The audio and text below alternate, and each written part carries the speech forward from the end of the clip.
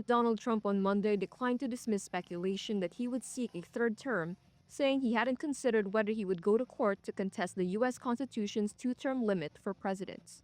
I would love to do it. I have my best numbers ever. It's very terrible. I have my best numbers. If you read it, am I not ruling it out? I mean, you'll have to tell me. All I can tell you is that we have a great group of people, which they don't. But what barriers stand in the way of another term? Scott Anderson is from the Brookings Institution. So the conventional wisdom, and I think it's the right one, is that he cannot.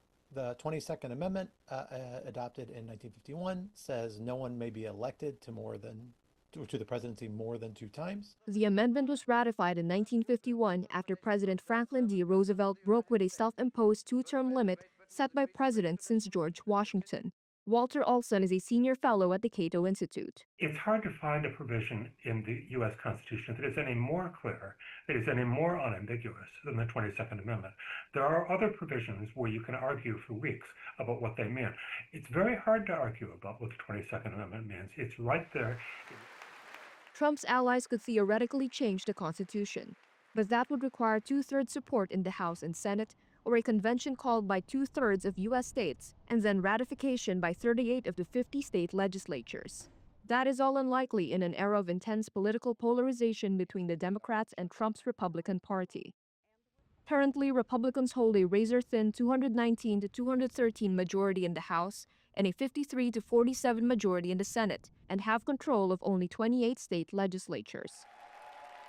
Trump supporters say one way to circumvent the two-term limit would be for him to run as vice president.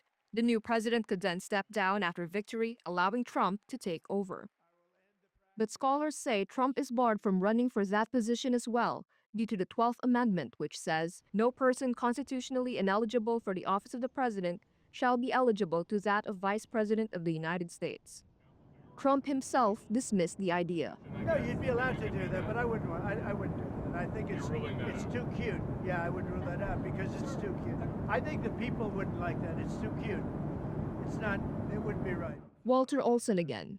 One of the things we should have learned by now about both terms of the Trump presidency is that with Trump, joking and not joking are a very illusory and transitory kind of thing. One day the joke turns into reality, another day the reality turns into, I was just joking. And you don't know until it happens often, which, if either, was his intention. Trump could challenge the 22nd Amendment in the courts, though experts told Reuters that any such bid was unlikely to be successful. But Olson says legal worries might not be any deterrent. So Trump, looking at all of this and being advised by lawyers, might think, okay, so what if it violates the letter of the Constitution? Who's going to stop me?